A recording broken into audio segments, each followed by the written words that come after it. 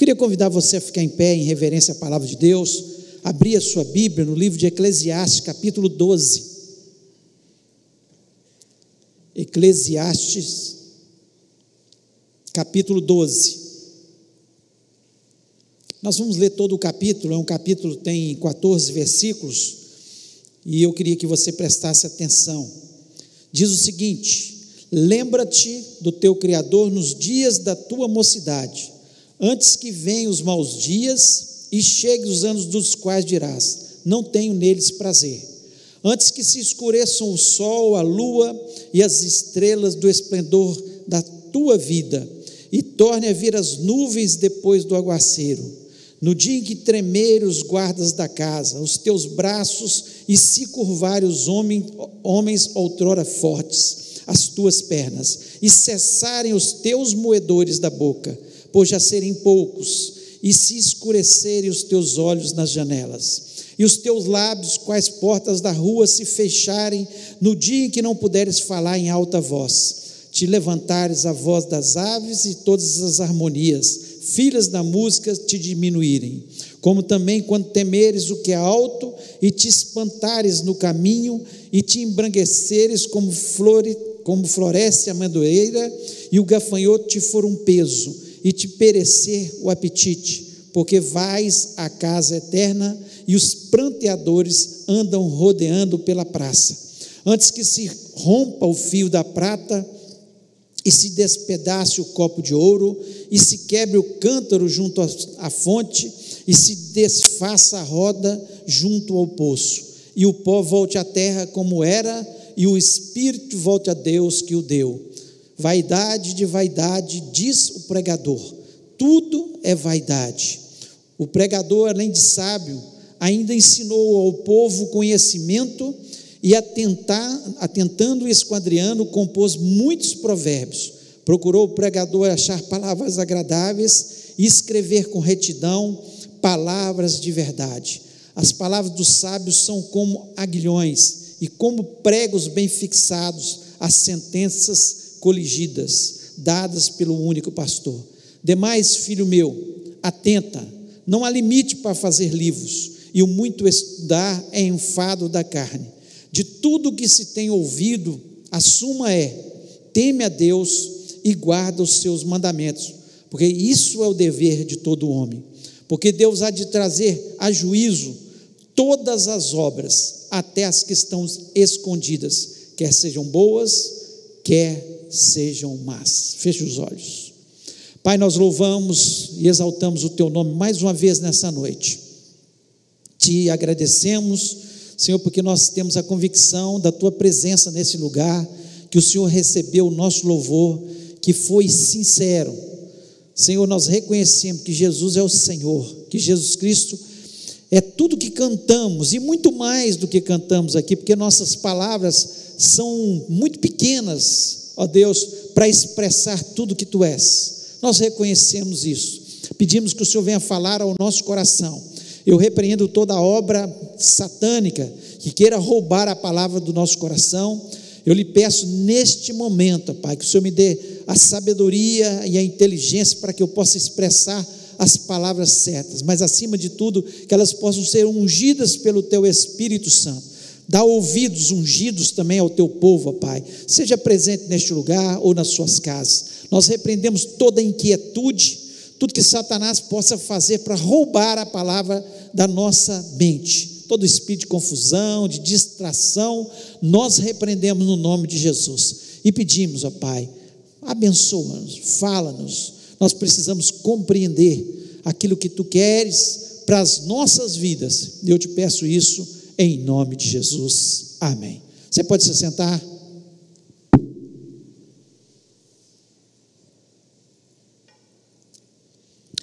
Esse último capítulo de Eclesiastes é como se fosse o fechamento de todo o livro de Eclesiastes. É um livro escrito provavelmente por Salomão, mais provável que seja Salomão que tenha escrito esse livro, pelas palavras, pelo entendimento, pelas palavras sábias.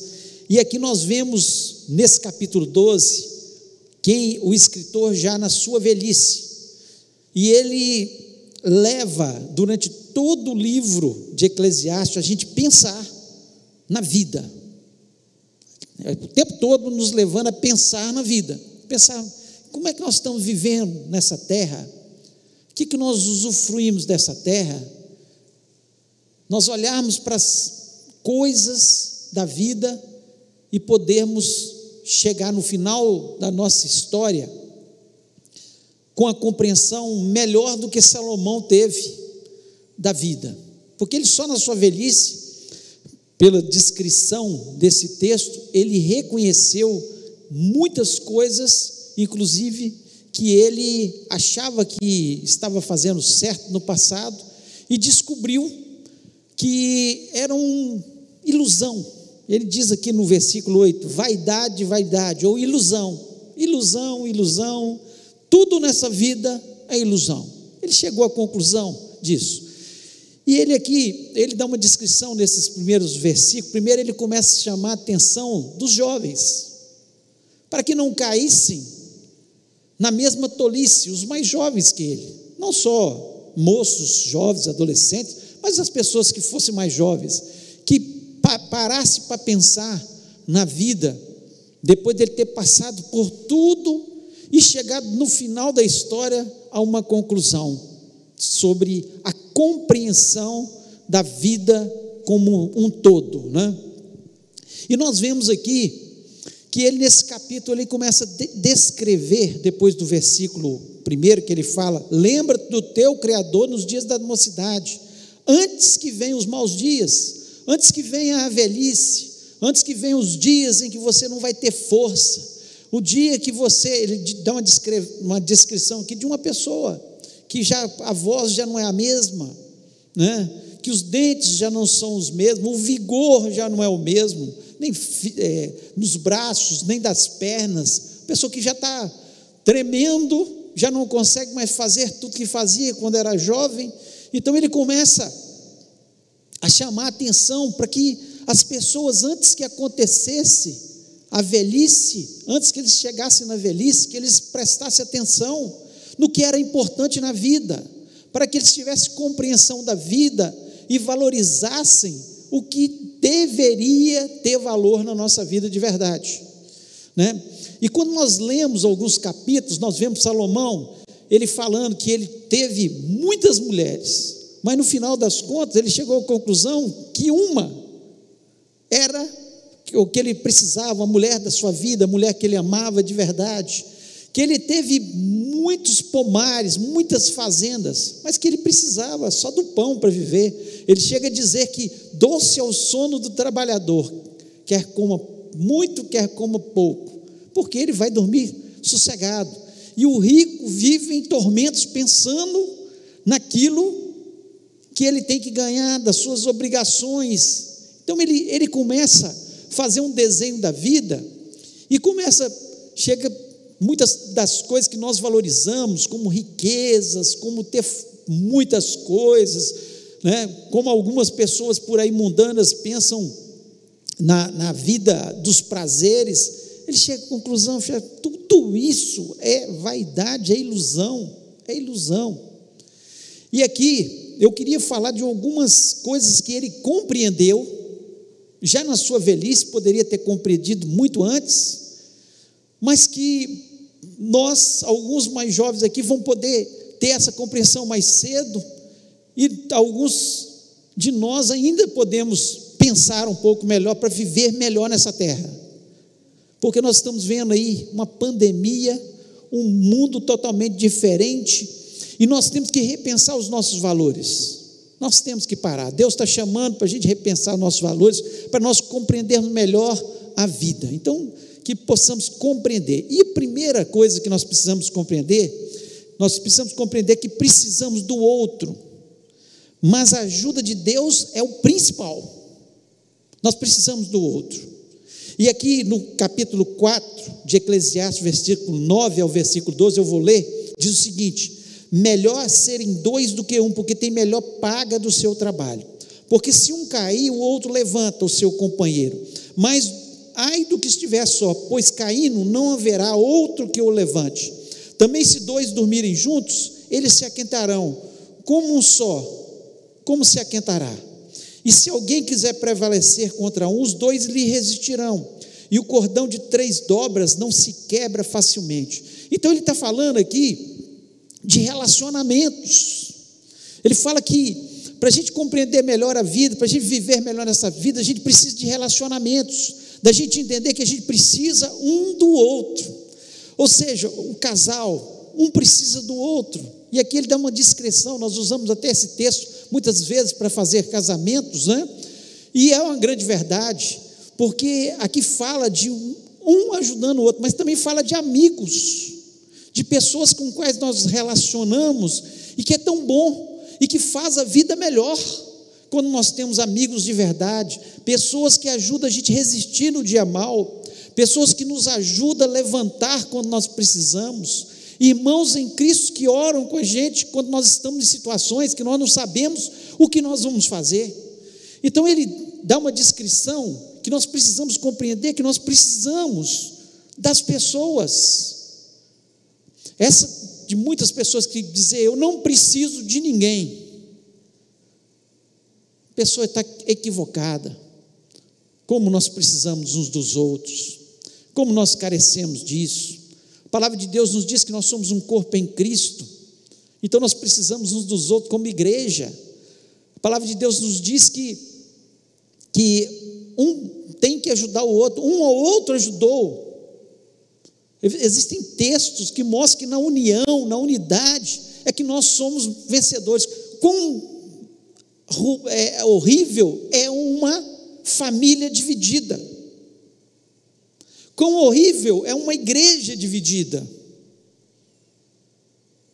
Quão horrível são brigas e confusões, onde as pessoas estão quebrando seus relacionamentos.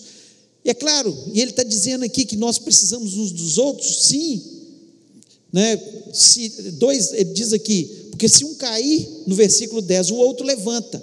Mas no versículo 13 ele diz, e o cordão de 3 dobras não se quebra facilmente. Essa terceira dobra, ele está falando de quê? De Deus na nossa vida. Nós precisamos de Deus na nossa vida. Se nós queremos ter bons relacionamentos, nós precisamos nos entrelaçar com Deus. Um casamento vai ser melhor se tiver entrelaçado com Deus. Um casal que ora junto, que lê a Bíblia junto, que está na mesma direção, querendo as mesmas coisas em relação a Deus, vai ser um casal mais feliz.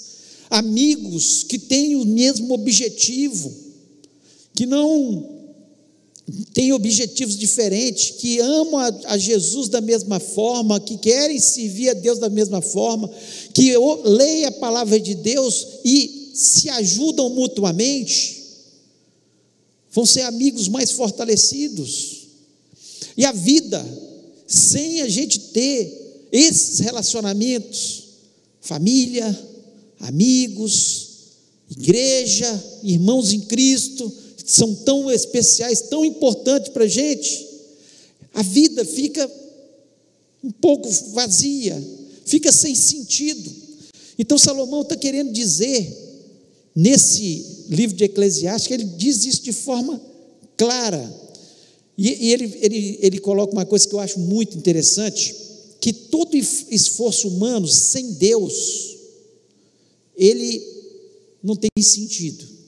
E a gente vê isso lá no capítulo 12, versículo 12, ele diz o seguinte, e demais diz, filho meu, atenta, não há limites para fazer livro, e o muito estudar enfadonho é da carne. Ou seja, quando eu me esforço demais, procurando conquistar as coisas, só vai trazer problemas para a minha vida, vou estar cansado, quanto que o mais importante são os relacionamentos com as pessoas, são os relacionamentos com Deus. E em Provérbios capítulo 2, versículo 10, Salomão diz uma coisa interessante, ele diz o seguinte, porque a sabedoria entrará no seu coração, e o conhecimento será suave à tua alma. O que nós precisamos? Da sabedoria de Deus. Quando nós temos a sabedoria de Deus, o conhecimento, ele vem suave, ele não vem como um fardo, como um cansaço, nos esmagando os nossos relacionamentos. Todo o esforço que quebra os nossos relacionamentos, que faz com que a gente se afaste das pessoas, porque tem gente, e a gente tem que tomar cuidado, que está tão ocupado, e essa pandemia nos levou a pensar um pouco sobre isso. Salomão está dizendo que está tão ocupado, tão corrido a vida, que se esquece dos relacionamentos que são mais importantes. Não tenho tempo para a família, não tenho tempo para os amigos, não tenho tempo para ir à igreja, relacionar com meus irmãos, porque estou atrás sempre do meu cansaço, meu esforço para ganhar, para conquistar, para ser mais. Isso vai acabando com tudo que é especial na nossa vida. Então, Eclesiastes, Salomão nos leva a pensar sobre isso. Nós precisamos dos outros, nós precisamos de pessoas. Se nós conversássemos mais uns com os outros, tivéssemos mais ouvidos para ouvir os outros dentro de casa, como amigos, como antigamente acontecia, as pessoas sentavam na calçada, no final da tarde os amigos iam conversar, e falavam dos seus problemas, e conversavam, um ajudava o outro, um instruía o outro. Nós teríamos menos psicólogos, menos psiquiatras, com certeza. Precisamos uns dos outros, e precisamos que esse entrelaçamento esteja sendo feito com Deus na nossa vida. Coloque Deus em primeiro lugar na sua vida, e lembre-se dos relacionamentos que são importantes, e você vai compreender a vida e vai ver a vida de uma forma melhor. Segundo, Salomão nos leva a compreender que o mais importante é temer a Deus e guardar os seus mandamentos. Mais importante é temer a Deus e guardar os seus mandamentos. No capítulo 12, versículo 13, eu queria reler, diz o seguinte: de tudo o que se tem ouvido, o fim é, a versão que eu li, em suma é, teme a Deus e guarda os seus mandamentos, porque esse é o dever de todo o homem, esse é o dever de todo homem. Então, o resumo, o que ele está querendo, que a gente compreenda, que o fim de tudo é a gente temer a Deus. O que é temer a Deus? Não é ter medo de Deus, de forma nenhuma, é respeitar a Deus, e quem respeita, obedece. O respeito está ligado à obediência. Quando eu digo que eu respeito meu pai e minha mãe, é porque eu sou obediente a eles. Se eu digo, eu respeito meu pai e minha mãe, e não os obedeço, eu sou mentiroso, eu não estou respeitando, eu obedeço. Isso é temer a Deus e guardar os seus mandamentos. Lá em Provérbios 3, capítulo 1, versículo 1 e 2, diz o seguinte: filho meu, não te esqueças da minha lei, e o teu coração guarde os meus mandamentos, porque eles aumentarão os teus dias e te acrescentarão anos de vida e paz. Nós queremos ter anos de vida e paz, nós queremos ter mais vida, então nós temos que obedecer a Deus. O segredo de viver mais na terra, é claro que nós temos que cuidar da saúde, nós temos que fazer nossos exames periódicos, nós temos que alimentar bem, nós temos que fazer atividade física, tudo isso ajuda, mas o princípio de ter uma vida longa na terra, ter uma vida de paz, ter uma vida de tranquilidade, é temer a Deus e guardar os seus mandamentos. Então ele nos ensina aqui para a gente viver melhor. Não tem outro jeito, porque quando nós não estamos obedecendo os mandamentos de Deus, a nossa vida vai ser uma guerra. A nossa vida, nós não teremos de forma nenhuma paz que tanto almejamos. Então nós precisamos ter esse entendimento. Precisamos ter esse entendimento. Quando ele descreve aqui no capítulo 12, sobre a velhice, e ele chega no final e diz: no versículo 8, vaidade de vaidade, tudo é vaidade.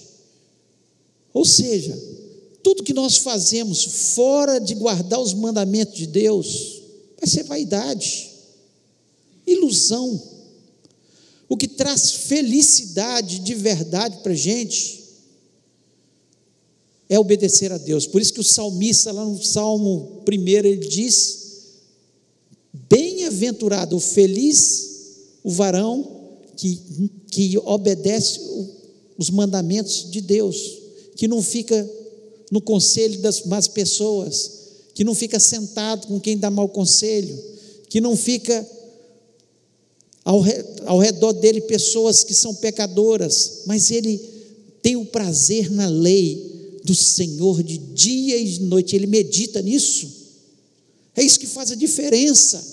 Salomão queria, depois de viver tantos anos em pecado, porque ele se afastou de Deus, ele pediu sabedoria, Deus deu um reino sobre todos os reinos, ele se tornou um homem rico, um homem sábio, um homem que fez provérbios, fez músicas, um homem que conhecia de todas as coisas, e ele chega no final e fala: olha, eu tive as mulheres que eu queria, tive as fazendas que eu queria, tive os cavalos que eu queria, ou seja, se fosse hoje, ele falou: tive os carros que eu quis, tive os jatos que eu quis, eu tive tudo, e cheguei na conclusão que tudo aquilo era vaidade, e que eu só precisava de uma coisa: temer a Deus e guardar os seus mandamentos. Então, quando a gente compreende isso, a nossa vida vai com certeza ser uma vida melhor, uma vida mais feliz. O que ele deixa escrito aqui é para a gente não chegar na velhice e olhando para trás da forma que ele estava olhando, e chegar à conclusão que tudo foi ilusão, que bastava ele guardar os mandamentos de Deus, amar a Deus acima de todas as coisas, temer ao Senhor, e ele seria uma pessoa durante toda a sua vida muito mais feliz. Nós queremos ser felizes? Compreenda melhor a vida. Olha o que ele está dizendo. Tem gente que acha que só vai ser feliz quando ele tiver uma big casa. Tem gente que acha que vai ser feliz só quando ele tiver aquele carro que ele sonhou tanto. Só vai quando ele tiver ter uma conta bancária gorda. Ilusão, ilusão, ilusão. Você vai ser feliz quando você guardar, temer ao Senhor e guardar os seus mandamentos. Essa é a compreensão da vida. Ele queria que a gente compreendesse sobre isso. Terceiro, ele também queria que nós compreendêssemos que todas as boas dádivas de Deus é para nós usufruirmos. Todas as boas dádivas. Deus tem te dado coisas boas. E por que você não usufrui? Tem pessoas que Deus tem dado uma casa boa e ele não usufrui, tem dado dinheiro e ele não usufrui. Olha o que ele diz lá em Eclesiastes 5, 18 e 19. Eis aqui o que vi, uma boa e bela coisa, comer e beber e gozar cada um do bem de todo o seu trabalho em que trabalhou debaixo do sol, todos os dias que Deus lhe deu, porque esta é a sua porção. E quanto ao homem a quem Deus deu riquezas e fazendas, ele deu poder para delas comer e tomar a sua porção e gozar do seu trabalho. Isso é dom de Deus. Se Deus te deu, usufrua. É isso que Salomão está dizendo. Tem pessoas que Deus está dando e ele não usufrui. Ele acha que ele tem que guardar, não estou dizendo aqui, eu não sou contra o desperdiçador, a Bíblia é contra o desperdiçador, aquele que não poupa para o futuro. José nos ensina a poupar, mas ele poupou parte, o resto ele usufruiu. Então, se Deus tem te dado, por que você não está usufruindo das coisas que Deus te deu?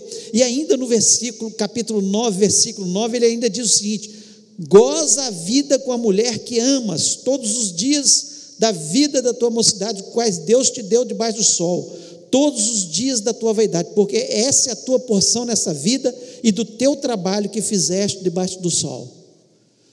Então, um homem que tinha tido 1000 mulheres, e ele chega aqui com a conclusão que ele devia gozar com a mulher que ama, que ele amava.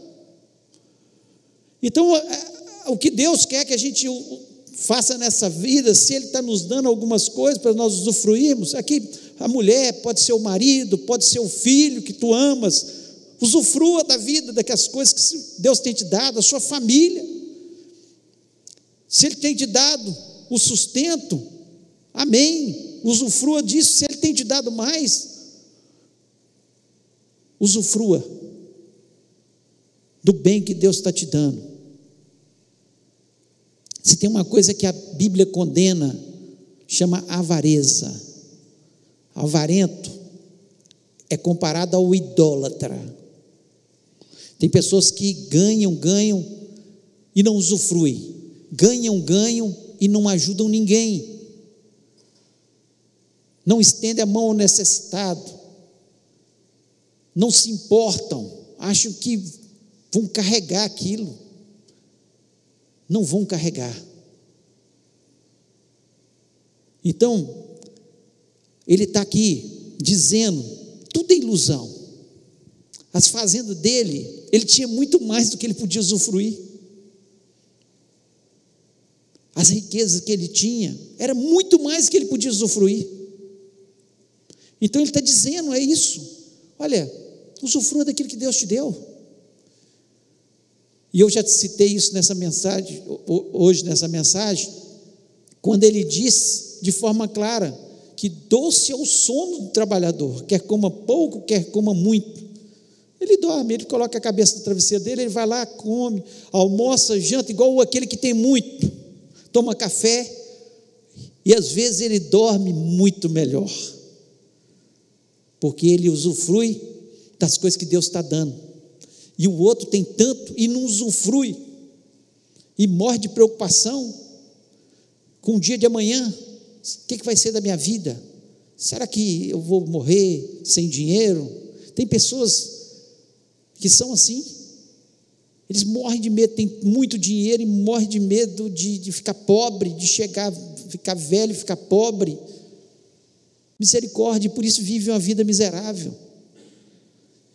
Então, aqui são palavras sábias de Salomão, quando olhou para trás na vida dele e falou, eu estava aconselhando as pessoas, não adianta ter muito, mas se Deus te der, usufrua, aproveite, que Deus está te dando. E para nós terminarmos, Salomão nos leva a compreender que Deus julgará todos, a todos. No Eclesiastes 12:14 diz, porque Deus há de trazer a juízo toda a obra, até tudo que está encoberto, quer seja bom, quer seja mal. Então Salomão, ele chegou no final, ele percebeu e falou, tudo é ilusão, uma coisa é certa, Deus há de trazer juízo a toda a obra. No versículo que antecede esse versículo, o versículo 13, ele diz, de tudo que tem ouvido, a suma é, teme a Deus e guarda os seus mandamentos, porque isso é o dever de todo homem. Então ele faz uma comparação, ele fala, olha, você teme a Deus, esse é o dever de todo homem, tem uma coisa, Deus vai trazer a juízo todas as coisas, todas as obras. Não adianta pensar que está escondido, não adianta que você pode enganar as pessoas, você pode até enganar as pessoas, mas a Deus você não engana, é isso que ele está dizendo. Um dia nós vamos chegar diante de Deus, e como nós vamos chegar diante de Deus? Qual a história da nossa vida? O que nós teremos para mostrar? Não adianta eu falar que eu vou à igreja, se eu não entreguei meu coração a Jesus Cristo verdadeiramente. E Jesus Cristo diz que aquele que diz que é dele, segue os mandamentos dele. Não adianta eu falar, eu sou de Jesus, e eu faço tudo contrário o que diz a palavra de Deus. Não adianta. Nós vamos chegar diante de Deus. E Ele queria que a gente compreendesse, chegasse aqui no final, como Ele chegou na sua vida e compreendeu isso. Ele chega à conclusão que tudo foi ilusão, que a única coisa, e ele chegou a essa conclusão, se ele chegou a essa conclusão, ele se voltou para Deus, certamente, né? Que é temer ao Senhor, guardar os seus mandamentos.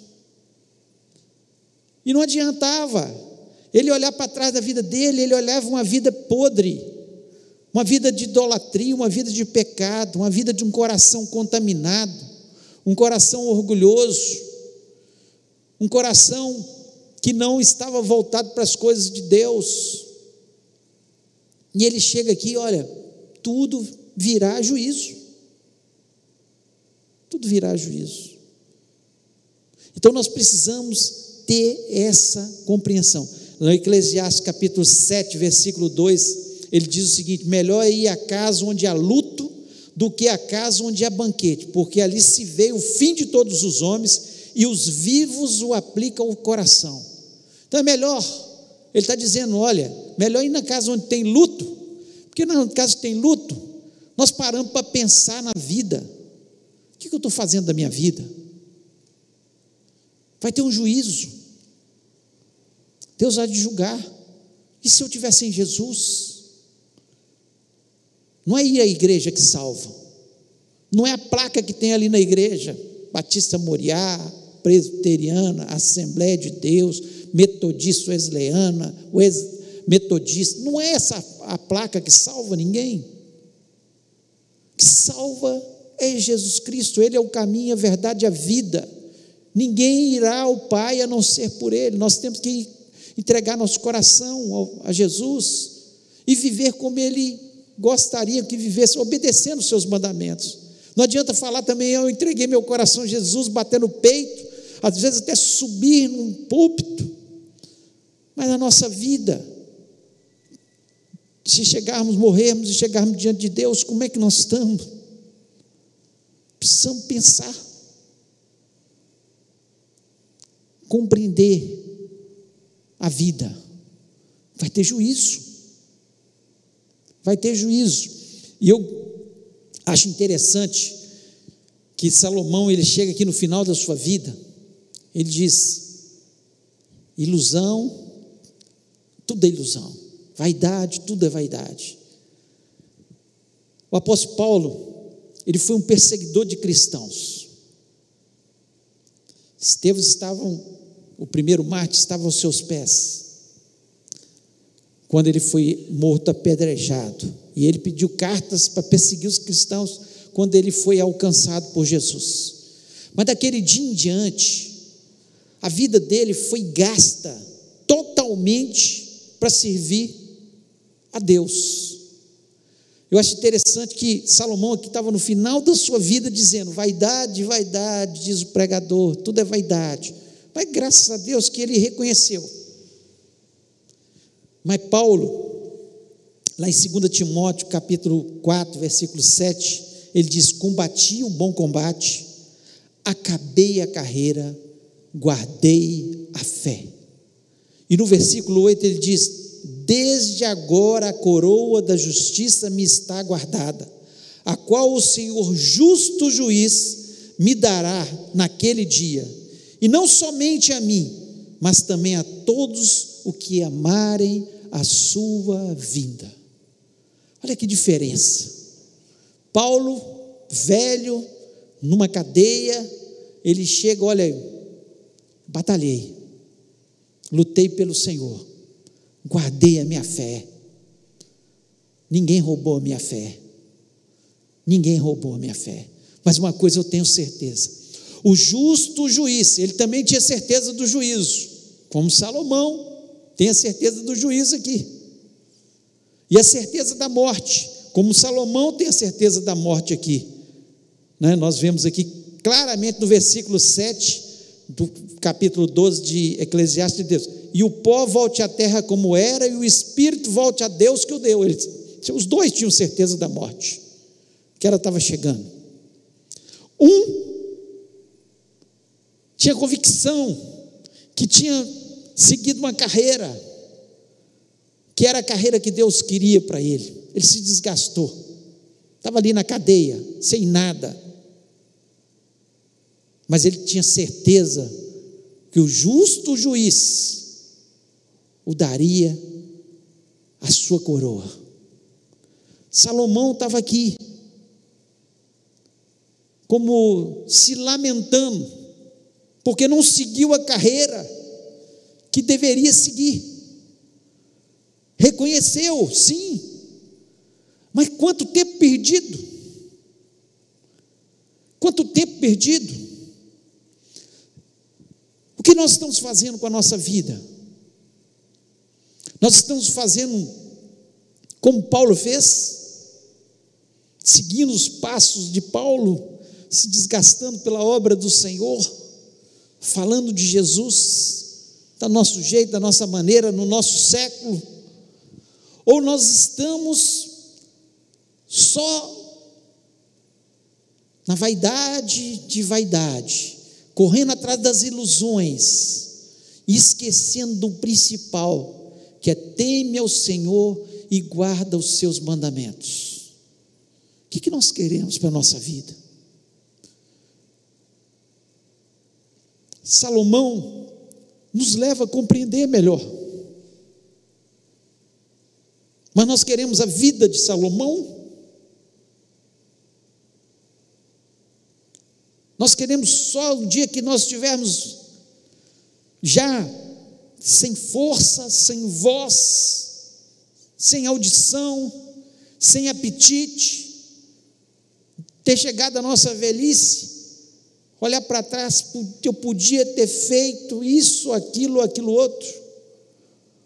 Ou nós vamos chegar no final da nossa carreira, olhar para trás, quando chegarmos o dia que aproxima, o dia da nossa morte, que pode ser amanhã, olhar para trás e falar: poxa vida, eu guardei tudo que Deus me deu, eu combati, eu lutei com as armas espirituais, ninguém roubou a minha fé, eu não me desviei para lá ou para cá porque fulano ou ciclano me influenciou, mas eu segui a Jesus. Eu quero obedecer aos seus mandamentos, eu quero fazer a sua vontade, eu quero ser alguém que olha para trás e não se envergonha da sua carreira. Salomão estava envergonhado, as palavras dele de alguém que estava envergonhado, arrependido sim, mas envergonhado da vida que teve, usufruiu de tudo, mas perdeu tantos anos de vida, de usufruir da vida de verdade, que é estar aos pés de Jesus, de Deus, nosso Senhor. Então eu gostaria que nós pensássemos. Salomão foi um homem muito sábio, escreveu tantas coisas lindas, tanta coisa para a gente pensar, mas a sua vida durante um período não foi uma vida de sabedoria, porque ele mesmo reconhece que o fim de tudo, a suma, é teme a Deus e guarda os seus mandamentos, porque o resto é ilusão. Ilusão, ilusão. Eu queria que você fechasse seus olhos nesse momento e parasse um momento para pensar, compreendendo a vida, compreendendo a vida. Salomão nos leva a pensar. Nós compreendemos que precisamos dos outros relacionamentos, Mas principalmente nós precisamos de Deus nos nossos relacionamentos. Compreendemos que o mais importante é temer a Deus e guardar os seus mandamentos. Nós compreendemos que Deus tem nos dado boas dádivas. Elas vêm de Deus, para a gente usufruir. O que Deus está te dando, usufrua. Usufrua da sua família, usufrua do dinheiro que Deus te dá, usufrua da sua casa, do seu carro. Deus te deu, usufrua. Se Deus te deu uma viagem, usufrua. Tem gente que até para viajar, ele viaja reclamando. Uma torneira que está estragada, essa torneira está estragada, usufrua. Olha as coisas boas que Deus está dando. Usufrua. Quando você deitar na sua cama, você vai, glória a Deus, eu tenho uma cama para dormir quentinho no meu quarto. Quando você estiver sentado na mesa, uma comida boa, feita com carinho, ou num bom restaurante, usufrua. Deus está te dando. Só não seja glutão. E compreenda que Deus vai julgar todas essas coisas. Como você quer chegar? Como Salomão? Ou como Paulo? Então é hora da gente pensar, para a gente compreender melhor a vida. E eu queria orar com você. Eu queria que você ficasse em pé neste momento, onde você estiver, na sua casa, aqui dentro do templo. Colocasse a mão no seu coração, falasse com Deus. Pai, se você quiser fazer essa oração, fale com Deus. Pai, eu quero compreender. Talvez você esteja vivendo em uma dessas áreas que eu falei de forma errada, talvez nos seus relacionamentos, talvez na sua forma de temer a Deus, guardar os seus mandamentos, não está guardando os mandamentos de Deus, talvez deixando de usufruir das dádivas que Deus está te dando. É Deus que dá, é Deus que nos dá. Ou talvez não está entendendo que Deus vai julgar todas as coisas que você está fazendo da sua vida. Você quer chegar só na velhice e olhar para trás como Salomão? Ou você quer ser um Paulo da vida? Alguém que dá vida, se desgasta pelo Senhor? Tem a hora, eu sei disso, muitas vezes a gente fica tão decepcionado com pessoas, às vezes até dentro da igreja, que dá vontade de falar assim: eu não vou fazer mais nada para Jesus. Você não está fazendo para homem, você não está fazendo para homem, o que a gente faz é para Deus.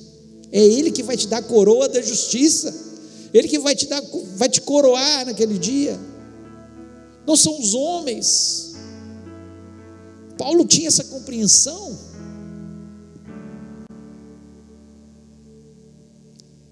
Nós vamos orar. Feche os olhos. Vamos estar entregando neste momento a nossa vida, nossa história. Falar com Deus.